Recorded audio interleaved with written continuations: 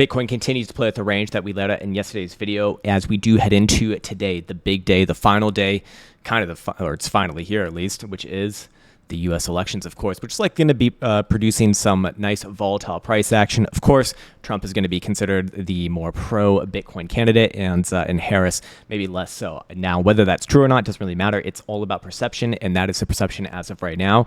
So the games will begin later today, or at least from the recording of this video, and also there's a big focus actually on a major signal that did fire off. I guess it was yesterday that I actually missed on yesterday's video, but I did want to get in on today's video because historically speaking, it has been a pretty big one. But before we get into that, I do want to once again let you know that we are going to be starting a new thing where each and every week I'll be posting a video that essentially answers all the questions that I can in this Q&A thread here. So it's really supposed to be kind of like a live stream, but not live, for people, especially who, couldn't actually join live because, I don't know, maybe you have like a real fucking life, or maybe you live in the States and you go to bed at like a normal time like myself. And so you can actually participate, and so you can ask whatever questions you want in here. Again, it doesn't necessarily mean that I'll have an answer for it. There are some great questions already, especially by this guy, Salute Your Put. Why are you gay? Thank you. That's a question that I wonder myself. And I think it was just I was born this way, and also being around Elsa all the time is just, rubs off in you. Anyways, like I said, I will answer as many of these as I can on a weekly videos, probably posted on Saturday or Sunday. And I'll do as many in 30 minutes. And what else? Yeah, that's it. And I'll post a new thread each and every week. Oh, and by the way, if you want to participate in this, there's a link to the Discord in the description below. You just go to the weekly Q&A section here under the K video content and find the relevant week, and you can post whatever the fuck you want in there. All right, cool. Let's jump into it right on over here.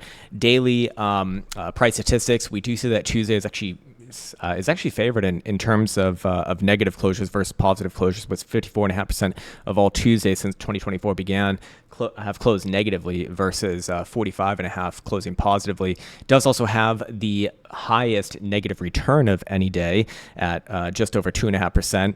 And while today is going to be an event-driven day, I don't necessarily know how much weight I'll put on this. It's going to, again, likely come down to the perception of the event later today. But the ranges, at least for what they're worth, to the downside, still showing it perhaps another move down to about $66,000, kind of similar to what we saw yesterday. And to the upside, we're actually kind of already around that range high, which would be 69. I would go as far to say, actually, at this point, that if Bitcoin were to pop back up and close above $70,000 on spot price action, that's confirmation, at least as far as I look at things, as a new higher low, probably some hidden bullish divergence on top of that as well, and probably good enough for continuation. Unlikely today, but perhaps later on this week. Today's going to be a bit of a volatile day, I do expect. Going over here into the daily HPDR, I think that this also kind of corroborates the story. Ultimately, to the downside, yeah, it's very possible we get a wick down there intraday. I think kind of similar to yesterday, we'd probably see, a pop back up kind of where we're at as of right now. By end of day, something like that. But it is very interesting that the HPD has actually, price has actually opened above the median on the HPD euro, and thus far using it as a base. So, I mean, if there wasn't an event today, my sort of just blind analysis on this would just be, hey, that's very obviously a signal that this thing wants to pop back up and test somewhere around 70,700. This is on CME again, so there is a premium over spot price action, but that would influence spot as well, obviously, and probably produce price action back above $70,000. But being that today is an event, it does make it a little bit more difficult. And if you do see Bitcoin close below the median, which is 67,500. That at that point, it very, very likely we see 66 again, and then we'll kind of take it from there tomorrow. But for right now, or what I want to get onto now, is actually a signal that happened recently here, as of yesterday's open, that has happened many times in Bitcoin's history. It's a bi-weekly time frame, so many times on a bi-weekly time frame is 12, right? So not a whole hell of a lot, but I think it is important to recognize that it doesn't happen a whole hell of a lot, and two, the responses for price action has been quite quite severe in the past. Now I'm just looking at the CME signals right here. We can actually go look at a full history over on spot soon enough after this, but just kind of give you an idea of the results of this signal that we've seen. It's been pretty fucking powerful. And anyways, what is this signal? Well, it's based off of the biweekly HPRO indicator right here. Just directional volatility is what this indicator is designed to measure. And we can see that the biweekly is actually popped back up and closed above the zero read, which does imply, positive volatility and momentum. My fucking brain. My brain is like broken from being in Dubai. I don't know what the hell it is, but this place is just destroying my whole body. The air quality, the water quality, the food quality. I'm breaking down at every hour of the day and I feel absolutely garbage. It's fucking terrible. It's actually torturous. Yes. So why is this relevant? Well, the results of it are relevant, and that's really all that matters to begin with. But what I wanted to point out here is this particular signature where you do see first it popped up above the zero read in late September and then quickly came back down in the next couple periods and then popped back up just with yesterday's open. And we do see these sort of double in and outs sometimes in Bitcoin's history. I mean, the last time we saw this was actually back on over here and, the 2020 correction, right? And if we go to the full history of Bitcoin right here, we can also look at a few of the signals in the past that did have that same sort of interpretation. This one over here coming off of the 2016 correction, kind of similar to what we're looking at right now as well. 2016 being an election year, you do see a lot of similarities right there. And then, of course, for most of these signals, just been straight up and to the right from there. This is a biweekly time frame again, so it can take some time to populate, but there's been 12, oh my God, my brain. There's been 12 total of these fucking signals, for the love of God.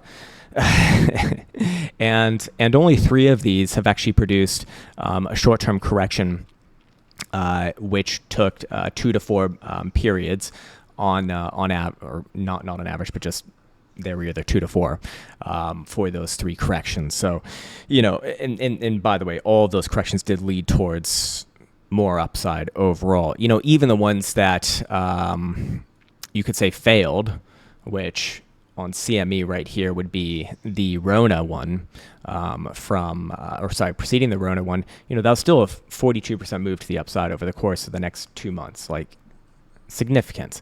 So again, just my sort of interpretation of this is that, again, I'm going to be biased towards upside price action from here. Now, shorter term timeframes can be different things, and we'll go over a little bit short term later on. But, with yesterday's price action, what happened? Well, not only do we now have the reconnect with the red 5 exponential moving average on the 5-day time frame, but also the weekly time frame has also done it, and the biweekly time frame as well, perfectly touching down there. So, look, if you're bullish, this is it. I'll just say it very fucking bluntly. If you're bullish, this is it. If you're not bullish, then obviously nothing is it. And, it's just, it's going to stall out here and start coming down. Probably not this week, probably next week, if it were to really start to come down. Now, I'm not of that opinion for many reasons that we've gone over many fucking times based off statistics. But again, those are just statistics. It can always fail, but I'm always going to go with the scenario that is more likely, because I know that over time it's going to be more right, and that's really all that I care about. So that naturally will come alongside being wrong sometimes. But again, also a reminder, on the bi-weekly time frame, stochastic momentum freshly crossed to the upside on hidden bullish divergence on low volatility. I mean, this has been a major upside setup in the history for Bitcoin. Sorry, this is actually not correlated to that, but again, between this point here and this point here, perhaps better seen maybe on CME. Actually, I think I have it, marked off right there. Now, if we do go into the lower term timeframes here, let's go back on over here. 4-hour time frame, playing out a little bit of bullish divergence coming off of this current low. 4-hour jewel is about to point back up as well. It does look like. Now, I could very easily see Bitcoin, quickly coming back down, setting in about the same low, or just kind of retesting around just below $68,000 and then playing out. an actual upside try. Again, that probably correlate well with a little bit of volatility alongside today's event. Of course, on the very, very low term timeframes, like the hourly right here, we do see that there is hidden bearish divergence starting to form, as we do see higher highs on the RSI compared to the last high that we did see back on over at 69,000 bucks. So it could very easily come back down here. And put in another drive of regular bullish divergence. But ultimately, this is kind of a bouncy region. It is kind of hard to trust oscillators a whole hell of a lot during an event like this, but that's kind of how I'd be looking at it as of right now.